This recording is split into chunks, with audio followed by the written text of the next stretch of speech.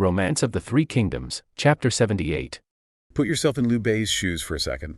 You're the king of Hansong, you've got all this responsibility, and then bam, you hear your sworn brother, Guan Yu, is dead. How do you even process that? Especially given their history, that Peach Garden oath. Right, the oath to live and die together. The text says he just collapses, weeping. Can't eat, can't drink for 3 days. Just utterly devastated. The description is incredibly vivid, isn't it? Tears soaking his robes, supposedly turning to blood. It shows the depth of that personal bond. And his first instinct, pure rage. He immediately vows, I'm taking the army now to punish Eastern Wu. No strategy, just raw emotion. Uh-huh. And that's where Kong Ming steps in. He's the calm strategist in the middle of this emotional storm. The voice of reason. Exactly. He has to gently, manage Liu Bei's grief. He starts with philosophy like, so life and death are predetermined, essentially. A bit cold, maybe, given the circumstances. Perhaps, but necessary. And he gets practical fast. He even points out Guan Yu's own nature, kind of rigid and proud, suggesting maybe that played a part in his downfall. Ooh, that's a bold thing to say to a grieving king. It is, but Kong Ming's focus is the state. He explains the geopolitical situation. Look, Eastern Wu wants you to attack Wei. Wei wants you to attack Wu. They're both playing you. The classic let you and him fight scenario. Precisely. He says they're both Hume, harboring schemes, waiting for their chance. So his advice is clear. Hold the troops, mourn Guan Yu properly, and wait. Let Wu and Wei make the first mistake. So it's a clash between that immediate need for vengeance and, smart, patient strategy. A really stark clash. And Liu Bei, eventually he listens. He orders the morning rituals, holds this big spirit summoning ceremony, weeping all day. He channels the grief, but holds back the army. It's a powerful moment of leadership, isn't it? Choosing strategy over impulse, even when it hurts. Definitely. But while Liu Bei is navigating this very public grief and strategic delay, Cao Cao is dealing with something much more internal and frankly way spookier. Yeah, let's shift gears to Cao Cao. Have you ever had a decision just haunt you? Imagine that, but you're the most powerful guy around and you're literally seeing ghosts. It's quite the contrast. Liu Bei's grief is raw, understandable. Cao Cao's issue feels self-inflicted almost. So after Cao Cao buries Guan Yu's head with honors in Luoyang, which Kong Ming actually predicted would cause trouble, right? He did. He saw it as poking the bear, spiritually speaking. And it seems he was right. Cao Cao starts having nightmares every single night. Closes his eyes, boom, there's Guan Yu. Must have been terrifying. His officials get worried, figure maybe the old palace is just bad vibes, full of spirits. So their solution, build a new palace, the Chushu, Jianqi Hall. Grand design, 9 bays.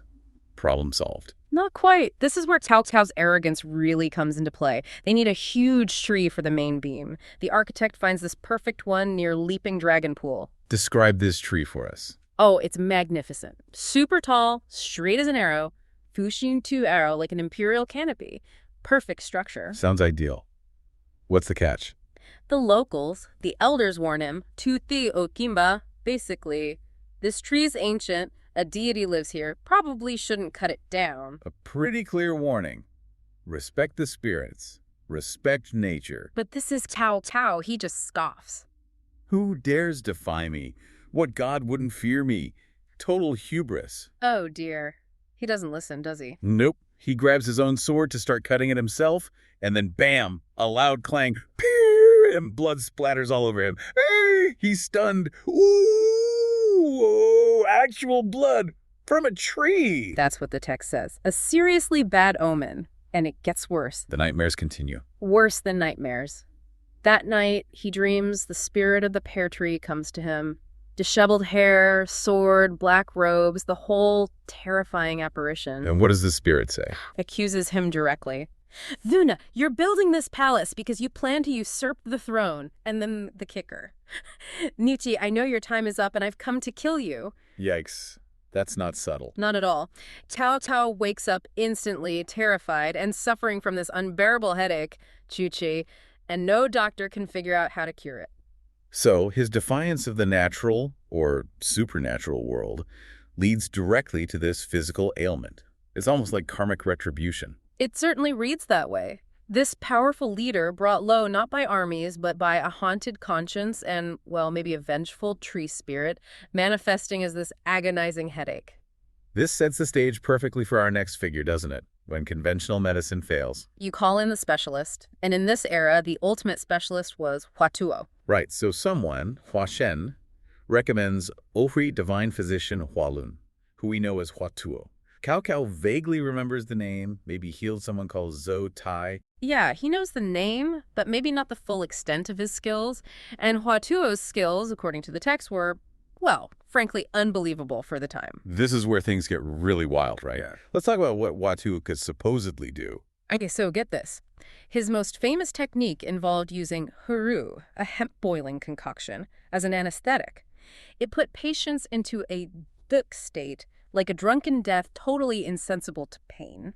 Anesthesia in ancient China. That's the claim.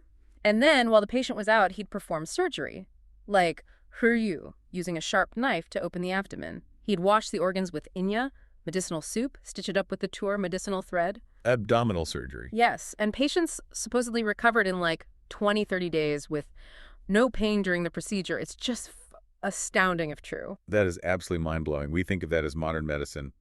What else? Oh, there are more stories. He cured a guy who couldn't eat by making him drink garlic juice, causing him to vomit a snake. A 2 or 3 foot snake. Okay, that's less appealing, but still impressive diagnosis. And he diagnosed a governor, Chen Deng, who had worms from eating too much seafood. Gave him medicine, he vomited up Pisek, 3 sheng of red-headed worms. Huatuo even predicted the illness would return and kill him in the 3 years, which it supposedly did. Wow. So precise diagnosis and prognosis too. There's more. Removed a tumor from someone's eyebrow, found a yellow sparrow inside it. A sparrow. Seriously. That's the legend. And diagnosed a dog bite victim, found 10 needles in one lump and 2 ghost stones in another, confirmed by opening them up. The guy recommending him, Hua Xin, compares him to Bian Qiu and Kangong, legendary physicians of the past, basically the best of the best. Incredible. So this medical genius examines the powerful, headache-ridden Cao Cao.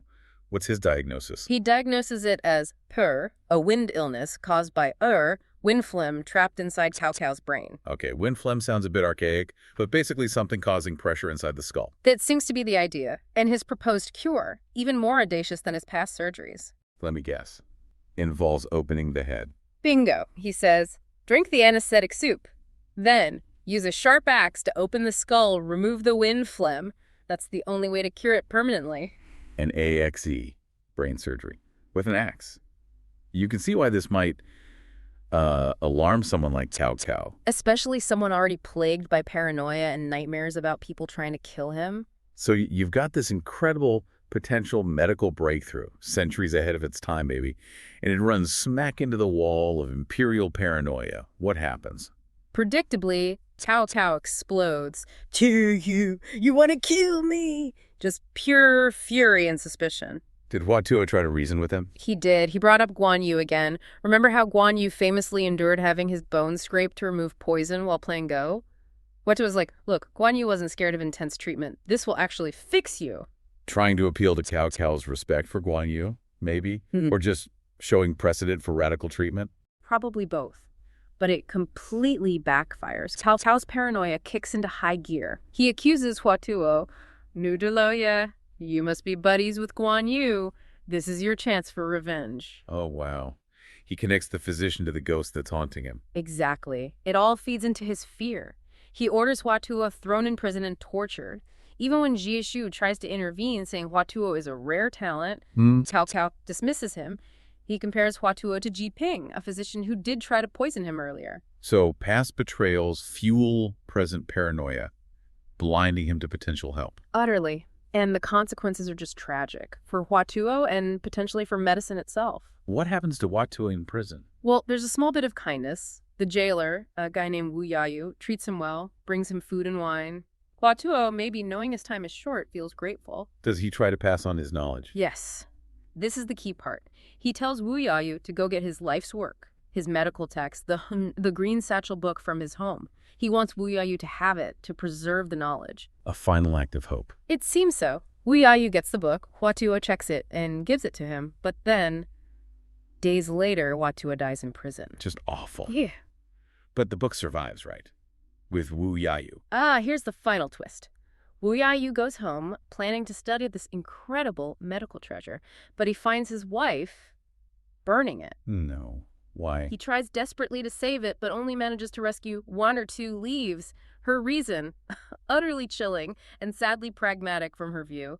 Ooh, hoo, hoo, hoo. Even if you learn to be as brilliant as Huatu, you'll just end up dead in prison like him. What's the use? Wow. Fear. Fear of the consequences of knowing too much or being too skilled in a dangerous political climate. The same fear that killed Huatuo destroys his legacy. Exactly. And so the vast majority of the King Nangshu is lost forever. The only bits that survived on those few pages were apparently Paininer techniques, like how to castrate chickens and pigs. All of that potential knowledge about surgery, anesthesia, complex diagnosis, gone. Reduced to farmyard procedures. The text even includes a poem lamenting it. Sorrowful, the man is gone, the book is lost. Future generations will never see the Green Satchel book again. Let's delve into Cao Cao's immediate circumstances. We find him in a state of worsening illness, a condition apparently exacerbated after the death of the famous physician Huatua. Beyond his physical ailments, though, he was deeply concerned about the rival states, Wu and Shu, constantly strategizing, even from his sickbed, it seems. Then this truly surprising detail emerges. Sun Quan, the ruler of Wu, sends what looks like a deferential letter.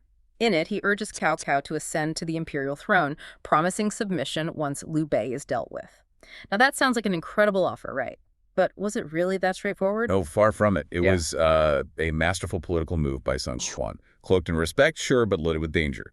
Cao Cao's immediate reaction tells you everything about his sharp political mind. He apparently laughed, showed the letter to his officials, and said something like, "Is this child trying to put me on a stove fire?" A stove fire. Okay, what exactly did he mean by that? He instantly saw the political trap. Accepting the throne would brand him a usurper, right? A disloyal subject overthrowing the Han Emperor.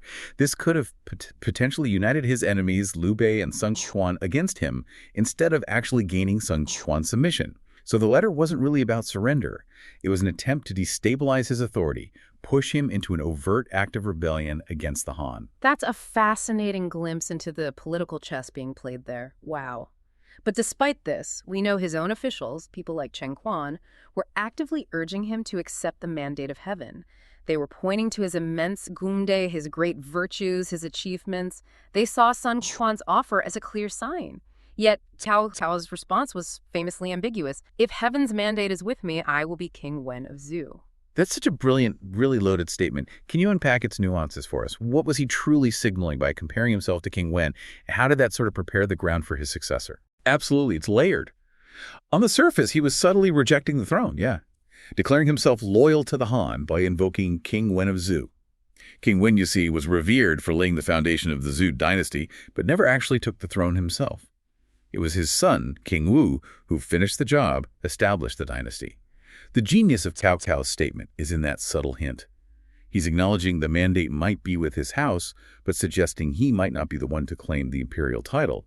Instead, a successor, almost certainly his son, would be the one to complete that imperial transition. Wow. So in just one cryptic sentence, he's both deflecting the immediate charge of usurpation and strategically paving the way for his family's eventual claim. That's a masterclass in long game politics. Yeah, precisely.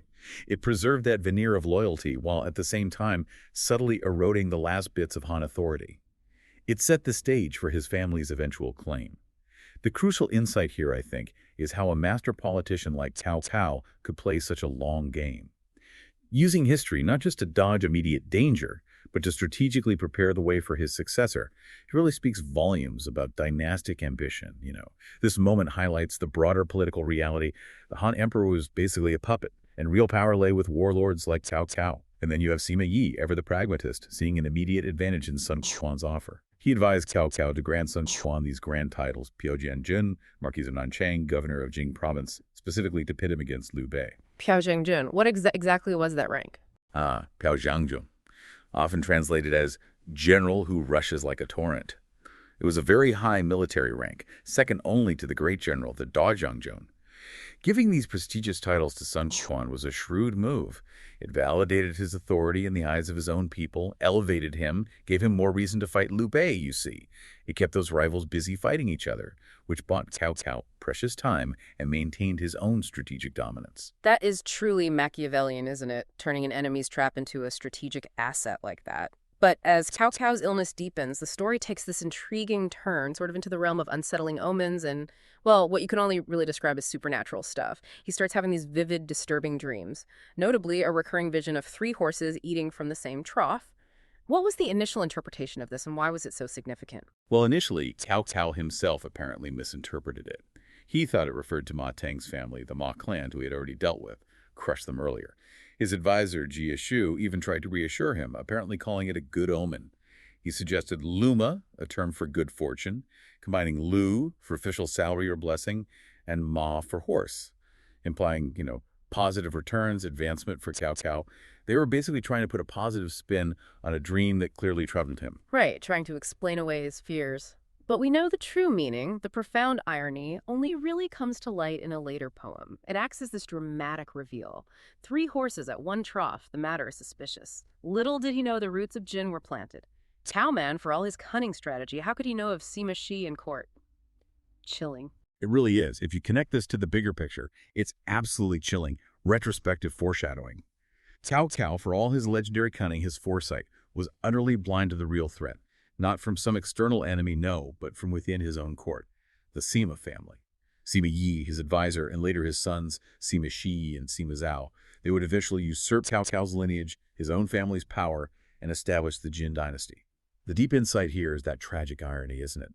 A figure known for seeing ahead, completely failing to spot the serpent right there in his own garden. It also speaks to the powerful role of omens and destiny in these historical narratives, even if interpreted later.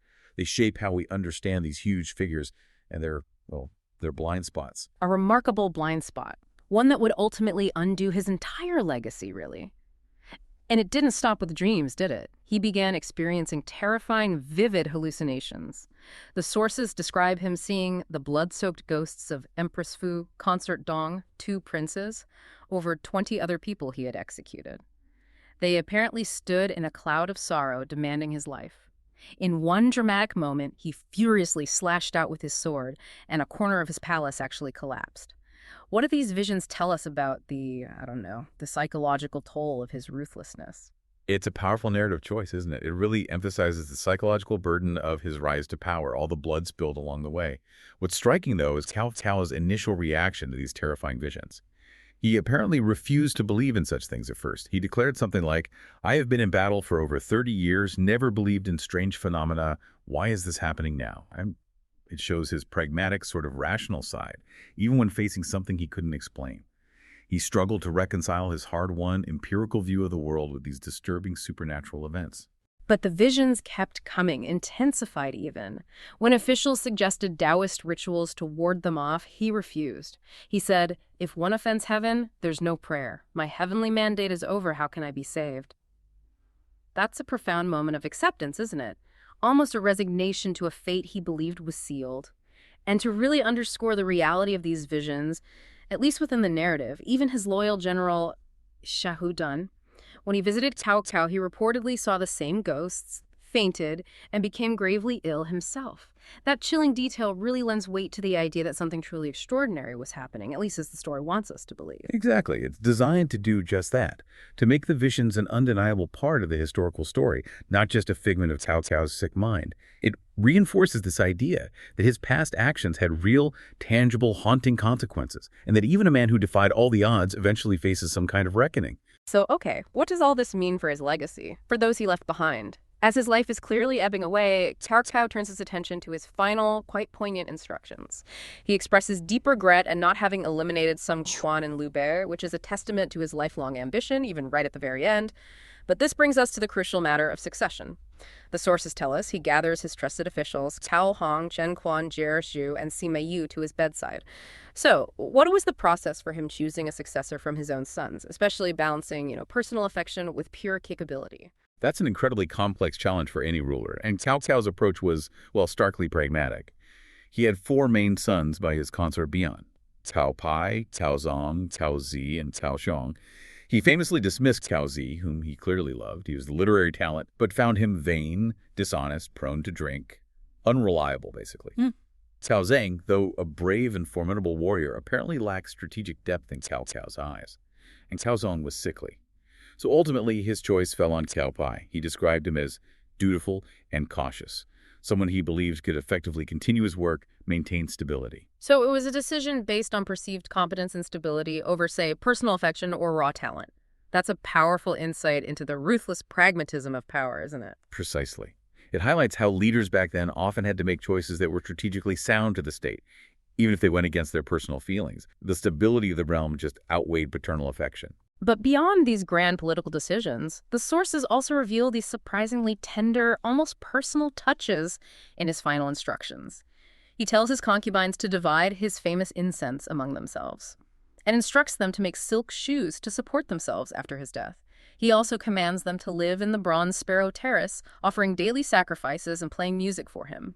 It's a poignant detail, suggests a desire for remembrance, maybe a lingering connection beyond life. Indeed. It really humanizes him, I think. Shows a man who, despite that ruthless reputation, still had personal sentiments, sought to secure the well-being and memory of those close to him. And then, of course, there's his final, most famous command: the creation of 72 doubtful tombs outside Zhangge Commandery. This was a direct instruction to prevent grave robbery, to ensure that no one would ever know his true burial place. That's an incredible final act of paranoia, maybe, or control. To protect his final resting place, even beyond the grave, it speaks volumes about his desire to remain elusive, I suppose, to control his legacy, even in death.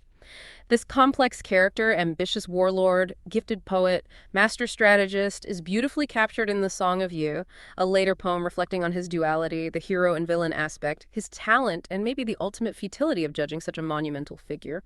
And then, at the age of 66, in the spring of 220 AD, Cao Cao takes his last breath. Okay, so his last breath is taken. Let's now look at the immediate whirlwind of events that followed his death. As you can imagine, his passing sent shockwaves through the realm. There was widespread mourning, of course. His coffin was reverently brought to Yi Commandery. Cao Pai, his chosen successor, expressed his grief dramatically, weeping openly. But beneath that surface of mourning, an immediate crisis was brewing. Who would actually succeed him without an explicit imperial edict from the Han Emperor? The power vacuum was palpable, a truly dangerous moment for the state he'd built. This is where you really see the intense practicalities of power transitions back then. Legitimacy could be thin, contention was almost expected. Sima Fu, who was a cousin of Sima Yi and a key official, quickly stepped forward with crucial pragmatism. He urged immediate succession to stabilize things, emphasizing that while mourning was natural, decisive action was essential to prevent chaos, to secure the state. The key insight here is how quickly the focus shifted from grief to pure political survival. And the pressure mounted fast. Chen Zhao, another official, made this really dramatic, forceful move. He apparently cut his own sleeve with a sword, loudly demanding Cao Pai's immediate ascension and threatening anyone who dared oppose it. That's quite a statement, isn't it? A clear message. Delay is dangerous, dissent will be crushed. A very visible, very aggressive move to force the issue, to solidify support for Cao Pai right in that moment of uncertainty. Then the situation got even more complicated when Hua Xin, a prominent official, arrived suddenly from Zhushang, claiming he was carrying an imperial edict. This intervention was hugely significant. Why was having that edict, even a potentially coerced one, so important for Cao Pai's legitimacy? It was absolutely crucial, because an imperial edict, even if forced, provided that veneer of legitimacy that a simple family declaration couldn't. It bypassed the traditional, often lengthy process of selection and approval. Instead, it offered the immediate direct authority of the Han Emperor, however nominal that authority really was by then. This allowed Cao Pai to be seen as legitimately installed rather than just, seizing power. And the truth of that edict came out pretty quickly, didn't it? Hua Xin had actually coerced Emperor Xian into issuing it, basically forcing the Han Emperor to appoint Cao Pi as King of Wei, Prime Minister, and Governor of Jia Province. This allowed Cao Pi to immediately ascend, accepting the bows and congratulations from his officials. But just as the celebrations began, a new, pretty formidable challenge emerged. News arrived that Cao Zgang, Cao Pi's yellow-bearded younger brother, was approaching from Qinglong with a massive army, 100,000 troops. What was Cao Pi's immediate reaction to that? Yes. Cao Pai's immediate reaction was one of, profound fear and deep suspicion. He worried that his brother, known for his military skill, was coming to challenge his brand new throne, maybe stage a coup. If you connect this to the bigger picture, it just highlights the incredibly precarious nature of these power transitions. The death of a strong leader often plunged the family and the state into immediate infighting, The sources even foreshadowed this possibility, evoking the disastrous struggle between Yuan Tan and Yuan Shang, another pair of brothers who tore their father's legacy apart fighting over succession. The threat of brother fighting brother was very real. A truly chilling parallel to draw right then. But just as this new conflict threatened to erupt, potentially plunging the realm into even more chaos, an unnamed official steps forward. He offers to resolve the conflict with words, hoping to prevent a bloody, fratricidal war. A real cliffhanger moment.